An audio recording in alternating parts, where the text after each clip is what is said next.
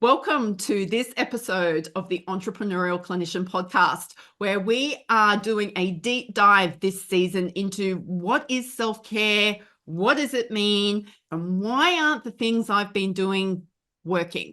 Why do I still feel so tired and resentful and skeptical? And what can I do to fix it? Because we've all heard the saying that if we don't look after ourselves, we can't look after anyone else. But I think we've forgotten what it actually means to feel cared for. And today I have a guest who I'm very excited to, I say that every guest, but I'm really excited today because we've never actually spoken except for the couple of minutes beforehand. So Sarah Gilbert, coming to me, who's here in Australia, all the way from Connecticut, tell us about who you are, who you serve, and why I asked you to come on this podcast. Oh, thank you. Thank you so much, Joe, for this invitation. I'm really excited to be a part of this amazing podcast.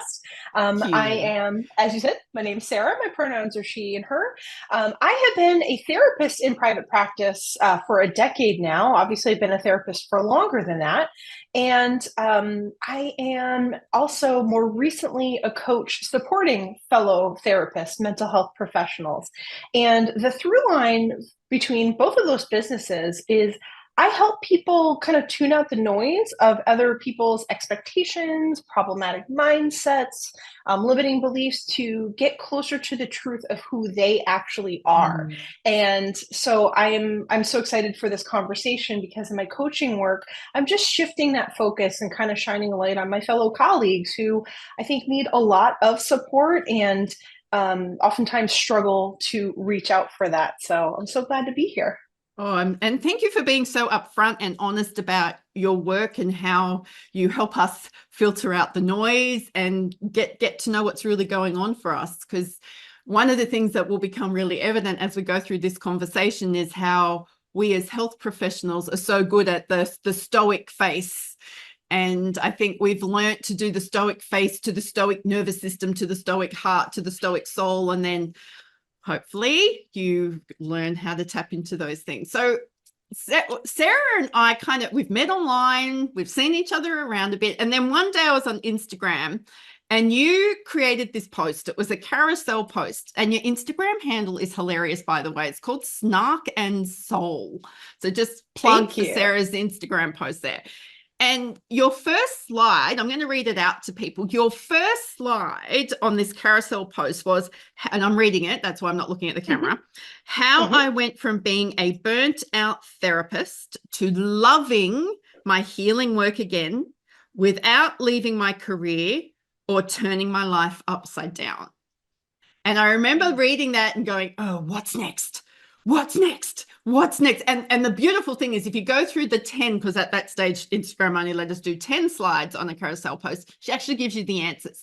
But rather than you going and wasting your time trying to find it on Instagram now, we're going to unpack this a little bit today. So Sarah's nodding her head saying, yes, that is what we're going to unpack today. So that's good because she didn't know that before we arrived on this call today.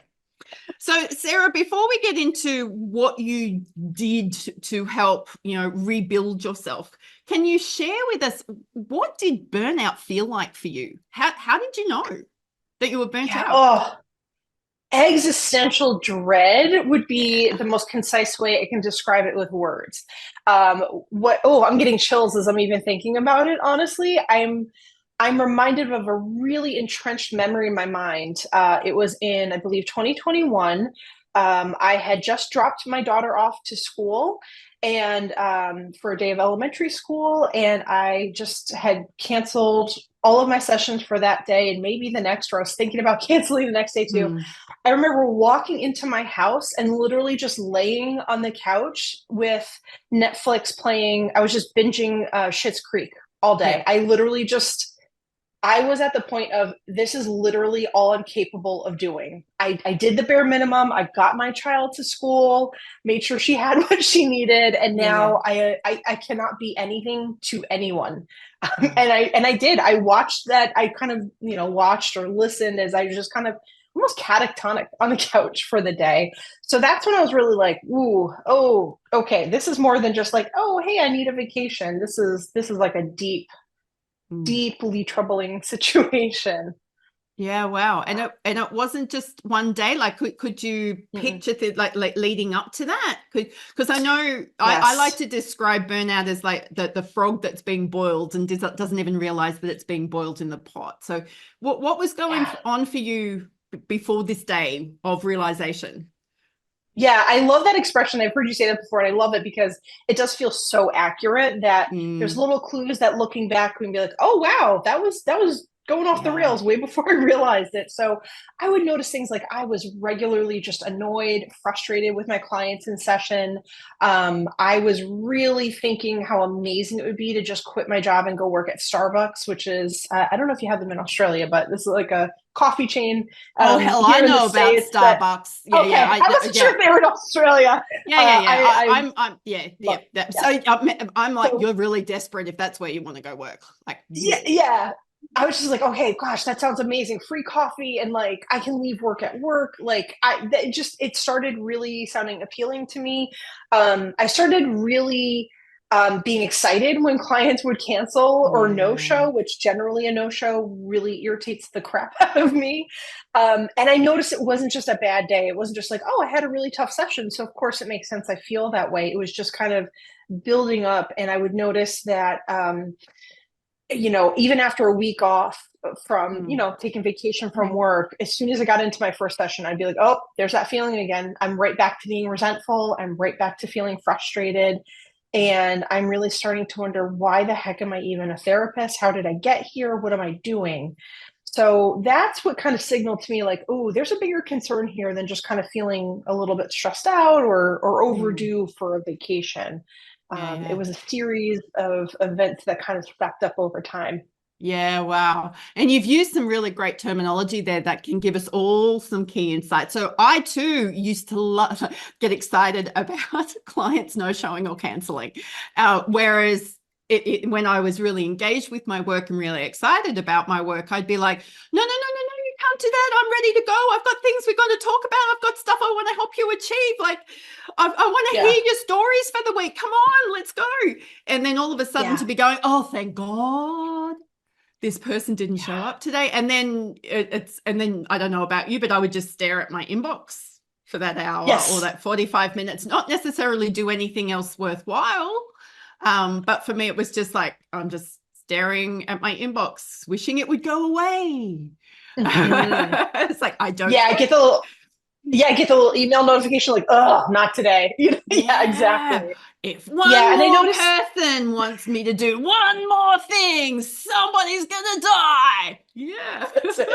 Yeah, and I noticed it carried over to my personal life as well too. I noticed that Yes. when my husband, who is an amazing man, when he would try to talk to me about stress or problems he was having at work, in my mind, I was just like, shut up, shut up, shut up. I cannot take on anybody else's emotional distress right now. Please go talk to someone else about Yeah. this. And that's not my normal mindset, of course, but that's what I picked up on too, of just that internal chatter of like, no, please stop talking to me. Yeah. So not only do we then Which, get resentful about clients that we've been working with, we get resentful for all the paperwork, which we're usually resentful for anyway. We get yeah. resentful with our spouses or with those that are significant in our world. We get resentful of having to take care of people, or somebody has some catastrophic thing happen, like a family member, and you're like, oh, fair income, I'm gonna have to go fix that now. Like that's rather than, oh my Yes. God, that's awful. What can we do to help? Like the Yes. chatter in our head is really different, isn't it? Absolutely. It definitely shifted. I remember even from being a young child, I've always had a very compassionate heart. I always am like, oh my gosh, you're struggling. What can I do to help? And so that was a huge shift for me to notice that like, Mm. ooh, there's like this really nasty internal chatter that's taken over. And Yeah, I and it didn't is like it. It nasty. didn't feel Yeah. good. Yeah. No. So what? So there's this day on the couch where you're scrolling through Netflix and you're binge watching Schitt's Creek, which there are worse things you could have chosen, but that's a good one. For me, it's all the NCIS, every single one of them. I just start at episode 1 and I just go through all of them. That's Yes. how I know things Mhm. aren't going well. It's like, oh, I'm watching this again. Yep. Awesome. Look at that. Oh, Yeah, I wonder know what what that means. happens. I know what happens. So how did you do something? Did you kind of go, I need to make a change? Or did you kind of go, this is just the way it's going to be for a while? What happened next? Yeah, I mean, it was a gradual process out of it. I think at that Yeah. moment there's an awareness of like, okay, this is getting real. I've never felt this bad before where I'm enjoying this show, but I'm literally just watching and just kind of like vegged out on the couch. I'm barely engaged. So it was a gradual process. It started with talking with a very close friend of mine, a trusted friend who also has gone to the same type of graduate program to get, in here in the States, getting Mhm. our MSW. And this was a friend who I knew I could just be totally candid and open with. And I was like, I hate my job. I'm really hating it. And I also, at the same time, feel really guilty about it because I have worked so hard to get to this point, Mm. and I'm the first in my family to go to college. I'm certainly the first in my family to go get a master's degree. And Wow. I've worked so hard for this. And my dad always really emphasized how proud he was of me for doing this. So like, gosh, I feel like such guilt. And talking with them and processing, yeah, neither of us, we opened up with each other. Neither of Mm. us really critically looked at why we even went into this field or why we went in to get our master's of social work. And so that was a really beautiful conversation of this. So it was like a light bulb went off in that moment of like, I never really critically thought about why I got into this field and what sort of character traits are both beneficial to me as a therapist, but also incredibly harmful. So it sort of kicked off that Nice. process of self inquiry of like, okay, obviously, as a therapist, it's great to be able to hold space and have that emotional capacity. And I really take it too freaking far. Like, Mm. I really, really Mm. need, I was calling myself out, right? And with my Yeah. friends, conversation that we were both able to recognize that in each other and support each other through that of like, okay, we've got an issue to tackle here. And so it was this gradual process of like, okay, I'm not sure. Maybe I will leave the field, right? I kind of made this deal Mm. with myself mentally. And for a while, I was convinced that, like, I will leave this field and stop being a therapist. I just can't do this anymore.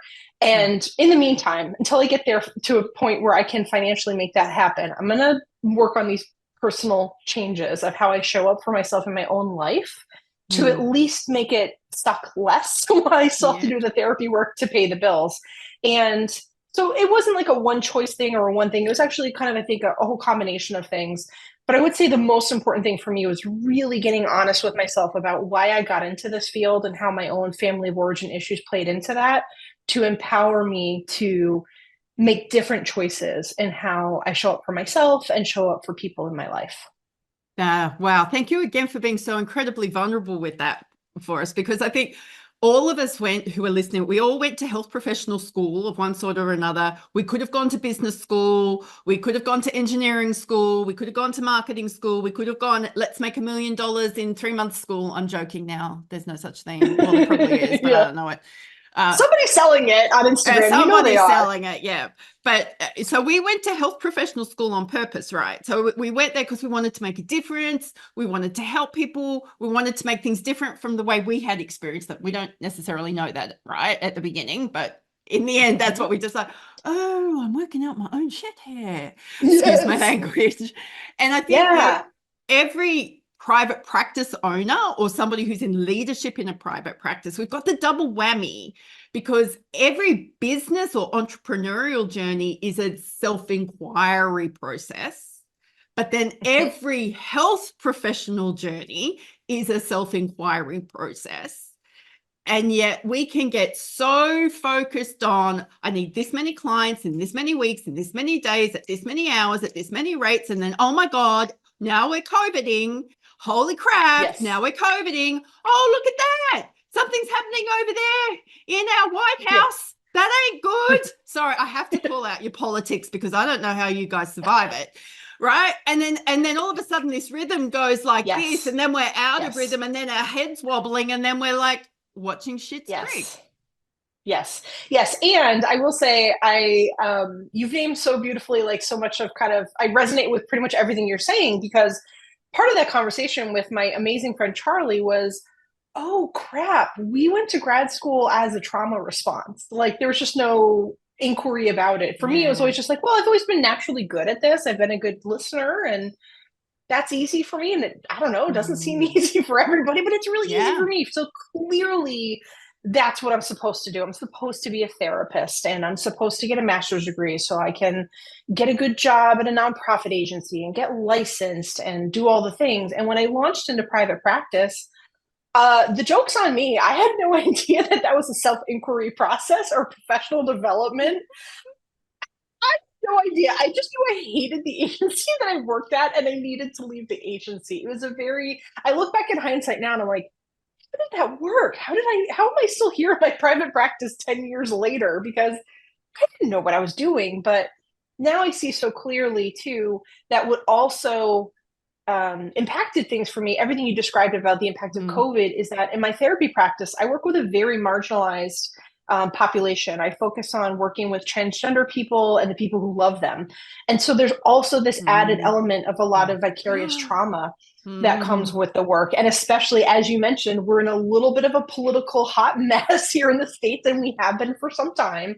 And a piece of that has been so many of the clients that I really care about and get the privilege of working with are facing their humanity being questioned and Yes. challenged and stripped away. Yes. So now on this other side of it, I could see like, oh, okay, there's all these things that led up to my downfall in a way. And I've been slowly and intentionally rebuilding and really changing the way that I relate to the work that I do. And that's been kind of Absolutely. the priority. Yeah, changing the way we relate to the work that we do. And for me, and I've been on the same journey of self-discovery because I allowed my work to become all consuming. And I thought that's what made me a really good rehabilitation counselor, right? And I have been really Same. good at my work. I've won awards. I've helped people do things. But then on the antithesis of that, I have heard horrible stories day in, day out. People don't need a rehab counselor if their life is good. Yes. Right? Yeah, Like exactly. we don't, rehab counseling is, and for the way I've specialized in working with people who've had really catastrophic change in their world, I don't get the working well. Yes, exactly. Yes, yes. It's like the Yeah. working well doesn't often turn up 2 years in a wheelchair going, this ain't working for me. I don't like this anymore. Can I get my legs back? Right. Right, right, Yeah. right. So I think, what was some of the things that you had to realize about the way you worked that were making you really good in terms of affecting change for your clients, but were possibly detrimental to you? Yeah, I think a number of things. One, I think similar to what you just shared, I really over-identified with my job, Yeah. right? If I would tell somebody, somebody's like, "Hey, Sarah, tell me about you," the first thing I'd say is, "I'm a therapist," right? Yes. Yes. So I allowed that to be really like 90% of my identity. Nobody did that to me. Mm. But so that was something I really was very proud of it, and very proud of the fact that it was always my dad's dream for me to do better in life than he did. So being able to go to college and get my master's degree and Mm. get licensed, it was like, okay, obviously I'm interested in this, but it was really to make him proud. Mm. Um, Mm. and I'm still proud of it, but I no longer fully define myself by it. Yeah, nice. And so that's one thing. I think another thing is being able to hold space for clients and be able to really be listening and really just allow people to feel and be and exist is a tremendous gift. And being there to support in a way that's empowering them is what makes me a great therapist. Mhm. But I would also carry that over in my personal life too Yeah. much and always be reactive, like, oh, you need this thing? Here's how I can help. Oh, yeah, yeah, totally. You need this right away? Absolutely, I'll make it happen. And that was my own, like, okay, my value is how much I can help other people. That was what I had to really do a lot of work and Mm. Mm. unpacking for myself, Mm. that yes, through my helpfulness, I'm doing a great job as a therapist, but I really can I need to dial it back down in my personal life and Yeah. not be so quick to always be the helper for people. Yeah. Wow, I'm just having a moment where I'm going, oh, it's not just me. So thank you Yeah, for me sharing. too. Yeah, yeah, because Me too, that's by what you're sharing. yeah. Yeah. I will always be the first person, and I think too, as a business owner, we learn how to say yes and then work it out. And Yes, exactly. as health professionals, particularly you're a social worker, I'm a rehab counselor. We just go, problem solve, problem solve, problem solve, problem 100%. solve. There's a problem to 100%. be solved. There's a problem to be solved. Let's solve the problem. So we always, and we just do it. It's like that is such a well-worn neural pathway in our brain. 100%. I really have to work hard now. And I've got, behavioral prompts in my world that go, is that really my job? Like, what am I really doing that for? Like, is that really what I want to be known for? Because that could go 100 different bad ways. And then I'm going to get cranky and resentful and probably end up with a migraine and not be able to do my next podcast review. And, it's sort of, so learning how to take back some of that energy. So have you got some insights? Just so the listeners are aware, this podcast episode will not fix your burnout.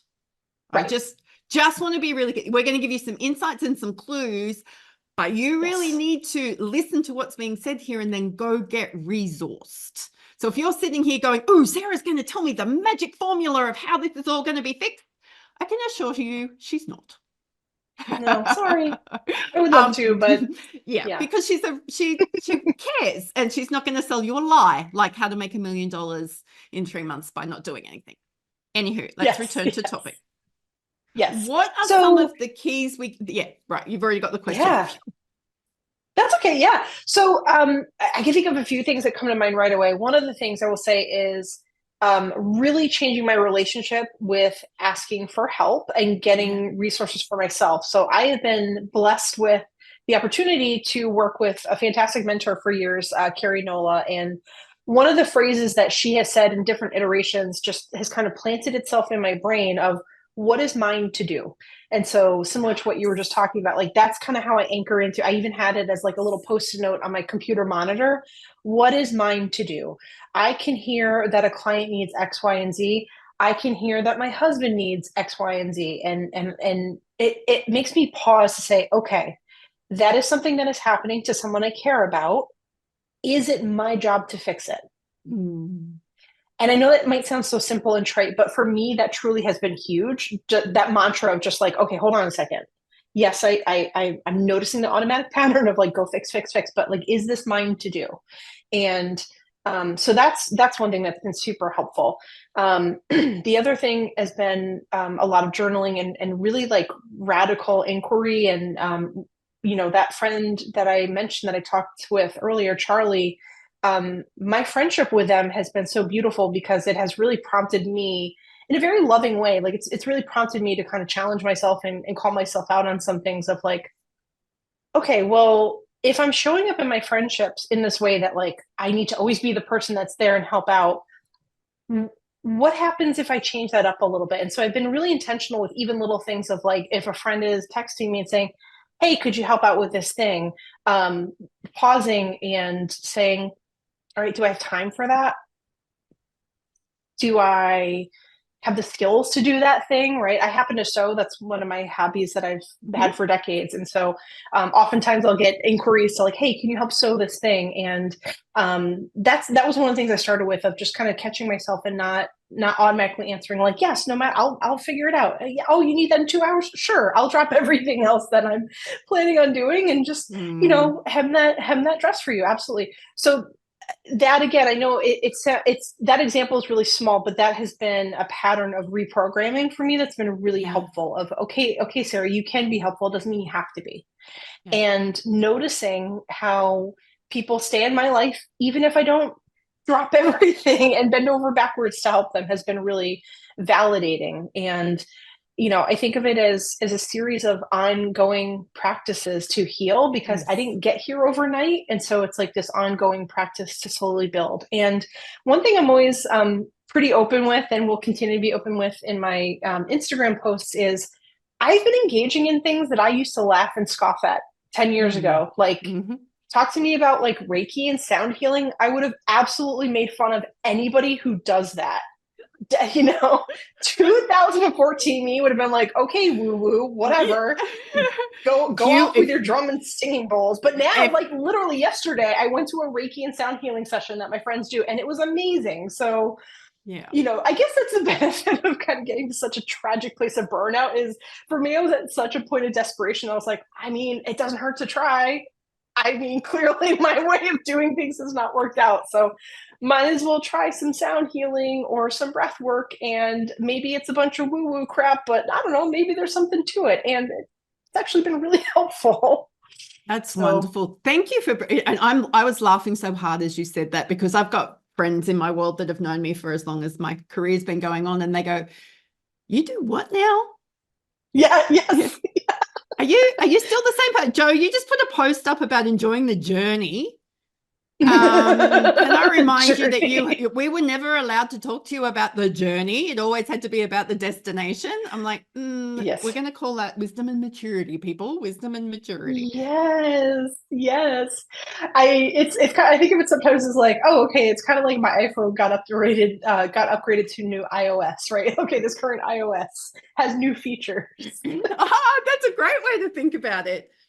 And I think one of the things about burnout that, because we're really smart, and we intellectualize and rationalize our experience of burnout, which is why many of us get to the point of scrolling through Netflix on the couch and not being able to function, because we have spent months, years, a protracted, longer than 12 weeks, like protracted period of time, just intellectualizing it, like this won't last forever. I just need to do this to get through the summer slump. COVID will be over soon, so I'll I won't see as many clients when COVID's over. And all these stories that we tell ourselves, like, oh, well, no, my ego got in the way. Well, they've asked for me, they want me, it has to be me, right? Or Joe, you are the only we are prepared to wait for you. Well, no, you don't have to wait. I will turn myself into a pretzel, like. But then we become really resentful and really angry, but those patterns of behavior become our norm, right? Yes. So instead of realizing, oh, we were only going to do this for a couple of weeks, or we were only going to do this for a month, or we were only going to do this until we paid off whatever had broken, we actually let it become our norm. Yes, absolutely. Oh, I feel like you've gotten into my brain and you're like somehow, oh, this is what's been going on in Sarah's brain. Yeah. And this right here, this conversation to me proves, I think, what's so important, right? Because another piece of it, and I think what worsens this entire experience, like the layer of muck on top of all of it, is the isolation, right? For me, it was so hugely transformative to have that conversation with a trusted friend and have them say, yeah, I feel the same way too. And I was like, oh my God, the world didn't end. I admitted I hated my job and nothing terrible happened. I didn't get shamed. I didn't get judged.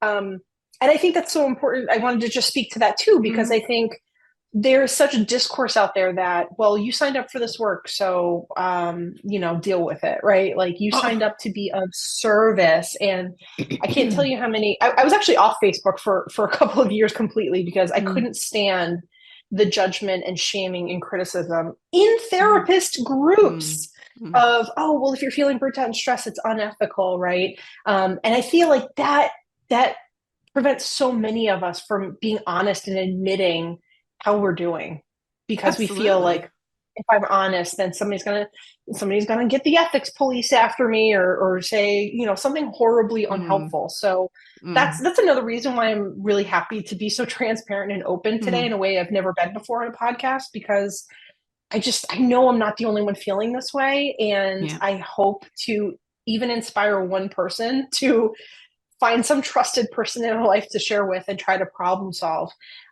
because I think community is so vitally important. Yes, community is important. That's why it's kind of belonging is a part of what Maslow taught us years and years ago. And I know we all like to think we're more sophisticated than Maslow, but you know what? It is a foundational truth we can't get away from. And if we're just seeing clients in pain, whether it's physical or emotional or probably both, day in, day out, and we're seeing 5 or 6 of these people, 8 of these people, some of you are seeing 15 of these people a day. I've got words to say, but you're doing this day in and day out, and you haven't got time to go to the bathroom. You're not eating properly. You're not sleeping properly. Your notes are not. What do you think's going to happen? It's like a house of cards, right? And this is my whole preparation for writing my book about being fit for purpose. is that our purpose fundamentally hasn't changed, but the factors influencing our purpose have changed. Mm-hmm. Right. So 10 years ago, we didn't have long COVID. Mm-hmm. We didn't have a complete generation who did not know how to make eye contact. Yes. Yeah. 10 years ago, unfortunately, people who didn't identify as being cisgendered just went off into the sunset unpleasantly. Yeah. Right. And now these people are coming into our rooms, into our lives. And I don't know about you, but nobody prepared me for that at university. No. In fact, I remember, shortly after lockdown happened, very early on in COVID, I remember being so touched that one of my clients was like, "Wow, Sarah, how are you today?" And I'd always answer like, "Oh, I'm fine," and but they were like, "No, but like really, how are you? Because I am certain that your graduate program did not prepare you for this." And I was like, "Yeah, I don't know. Yes, you're right. I didn't know what to say to that, but like, yeah, I'm figuring it out with you, and that's its own level of an experience. I'm not even sure how to describe that, but that was a whole added level of complexity of just like." It's similar with our political landscape over the last few years. Like, I don't have the answers either. I'm in it with you and also scared and all of the things. But, I'm not going to be a blank slate for you. I'm going to let you know that, I'm here with you. I'm listening. I'm scared too. I don't have all the answers here. I don't have a flow chart to look to fix That's it. right. Yeah. And even if you're listening and you're not in the US today, the things in Australia, we have a political landscape, particularly for people with disability, which is fraught with human rights violations. Just waiting for let's see if that gets taken down. But anywho, we also, we're not very kind to people who come to this country for the first time. We're not very kind to the people who lived here before anybody else. Like we have, we're not a very big population, but there's a level of not being kind that we can just be hurtful and hateful that people are bringing into our rooms every single day. And I wasn't prepared for that. I wasn't prepared for all the racist agenda that turned up in my rooms when we were having a vote about, a referendum around, changes to our legislation. I just shocked me. And then, we've had something similar about same-sex marriage. And I'm like, where did all this homophobia come from? All of a sudden, it's the thing that I was used to people wanting to come into the room and talk about the cricket or the football. But again, and this isn't my philosophy around being fit for purpose. We might not have all this stuff sorted out, yet we're going to have people who come into our rooms now and they are going to trigger us. Yes, absolutely. Yeah. And they still need us, right? Yeah. And it's like a constant evolution and pivoting. And so that's where, I didn't enjoy being at that point of massive burnout, but I'm looking back, I am grateful for it because now it's like, okay, I'm not going to get it perfect every day, but I am on this path of really continuing to evaluate and change the way I relate to my work so that I can stay in the work, so that I can keep doing this. Absolutely. I love this phrase, changing the way we relate to the work. So the first step in this is becoming aware. Something's not right. Yes. Something's not, I don't like this. I don't like the way I am around this. And for those who are listening, most burnout emotions tend to be highly charged emotions. So you get angry, you get resentful, you get irritable. You might, start engaging in risky behavior. It's when burnout has progressed beyond that and moving further into more of a mental health diagnosis is when we start to see lots of tears and lots of crying. It's usually not the first place that our emotions turn up. There'll be lots of, you're nodding, good, that's great. So, looking at your own emotional responses to things, for me, I couldn't identify emotions. I had become so good at the stoic rehab counselor I can help everybody face that I had actually dissociated from my emotions. And you can imagine that, like, that's not healthy for anyone. Right. That's healthy for a first responder in a crisis once a week kind of sort of thing. It's not not the great way of permanent state. So I had to get in touch and learn what feelings were and learn what emotions were. Yes. So we've got some awareness. We can start exploring our behavior. We can find a trusted person and a sense of community. But you keep talking about the fact that these are practices. These are new ways of learning how to do things. So how do you help people do that? Because I'm doubtful we can do this on our own. Yeah. I mean, I don't have like a magic bullet answer, but I would say, the work is starting to look at how people are thinking about the work that they do. Like what drives them? And I do start with this question, like I'll have an upcoming group coaching program, Heal, and each letter stands for something. So H is, how did I get here? I think for me personally, I think that that's an important, really first thing to look at. If why am I in this work? And not just like, oh, I really like to help people. Yes, of course you like to help people. We all know that. But like really, what beliefs are really tied into that, right? What belief, are there beliefs like, oh my gosh, my work is my worth. I'm only valuable to the extent that I can help other people, right? So like really unpacking that, I think is a really important thing. So that's often what I will talk with people about of, what brought you into this work and what thoughts do you have about this work, and also kind of zooming out if people can. I notice people sometimes struggle with this, at least in the beginning, of like, well, what else is there about you? Yes, this is what you do for work, but what are your interests? What are things that you're passionate about? What are your values? And looking at if those two things are tangled up, or are your values maybe like I said earlier, things that are great for you as a therapist, but also maybe we need to dial that in a little bit. You're taking it too far, right? Like a belief that, oh my gosh, if I say no to something, that means I'm a terribly selfish, uncaring person. So that's kind of where we start. And then looking at what are even daily intentional choices we can do that we can make to create some different patterns, right? So noticing that as simple as like, okay, if I'm going to put my phone on do not disturb at 8 o'clock at night. And so if somebody needs something from me, I will check the texts and emails the next morning. There is nothing that probably needs a dire, urgent response from me. Disrupting that sense of urgency. I think that's another thing in all of this too, that comes up in our culture and is especially an accelerant to burnout, is I must respond right away. So just kind of like, okay, if I really think about it, when I'm checking my work email at 11 o'clock at night, do I really need to be doing that? Or could I very effectively do that at the start of my office hours, 9 o'clock the next day, whatever the start of your workday is. So having those time boundaries is another, I think, really important thing. Because I think if we look at trying to do a complete overhaul of how we do our work and how we exist, it's overwhelming and we're done before we started. So we burn out the burnt out. So I mean, I have quite a behavioral activation program. My burnout recovery program. It sounds quite similar. Look at that! Oh, funny. Who knew? And the people, my biggest struggle or the biggest barrier to sell that program for people is they don't want to do more work. It's like, I can't handle any more, and I'm like, I won't be giving you any more to do. I'm going to be taking what you do every single day, and we're actually going to be shredding it. So but I can't do that all at once. I can't give you 10 things to change in the next week because none of them will stick.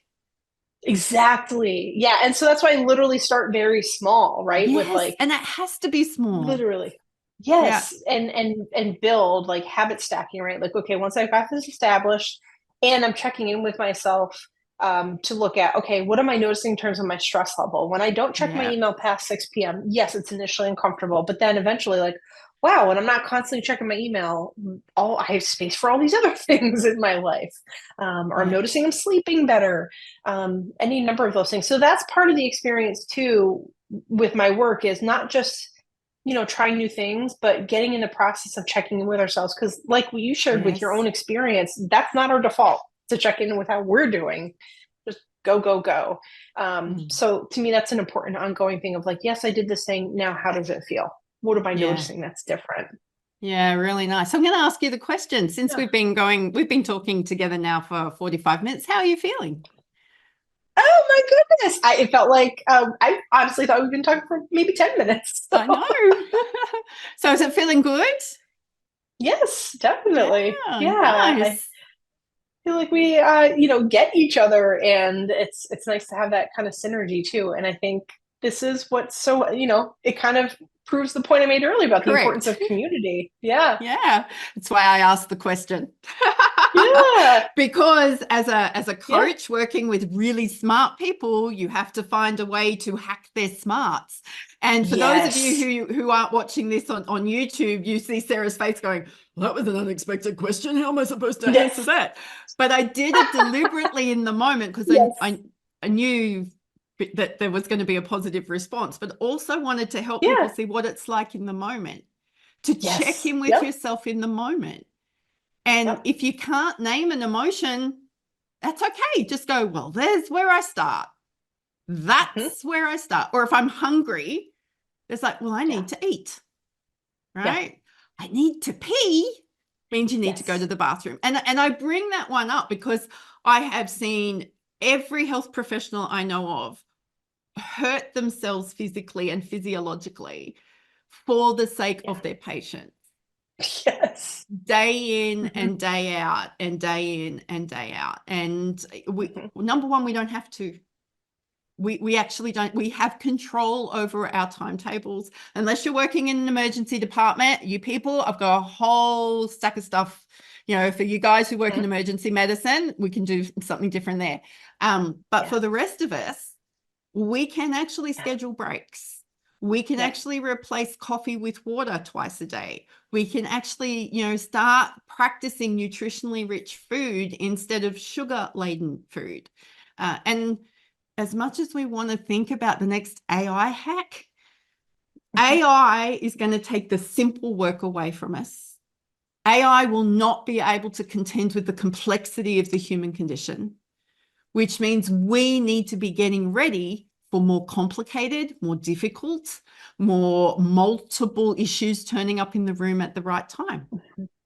You Yeah. know, that it's just the way it's like the dishwasher saves us from having to wash the dishes, but not 100% of them, right?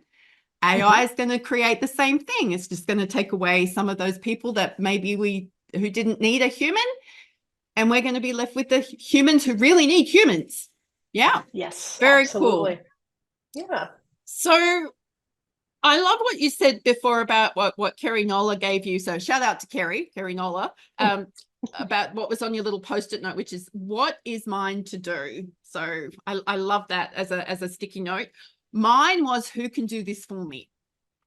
Oh, yes. I love that. But yeah, I really like what is mine to do as well, because who can do this for me still implies that everything is, I've got to do everything, or someone has got to do everything. So I really like yours as an extension of, well, what's mine to do? So that's my new sticky note that's going up. So I will Oh, encourage everybody to get that on a sticky note for them, or create it as the screensaver for their phone, or put it in the front of yes. their schedule and planner. That's great. Hmm. So how do we get in touch with you, Sarah? If people go, I really like what Sarah's had to say, how do people find you? Yeah. So as you mentioned earlier on Instagram, I'm Snark and Soul. That's kind of you know, inspired by elements of my personality. I'm snarky, I'm funny, I'm also really, no longer woo adjacent. I think I'm fully into the woo. So you can connect with me on Instagram there.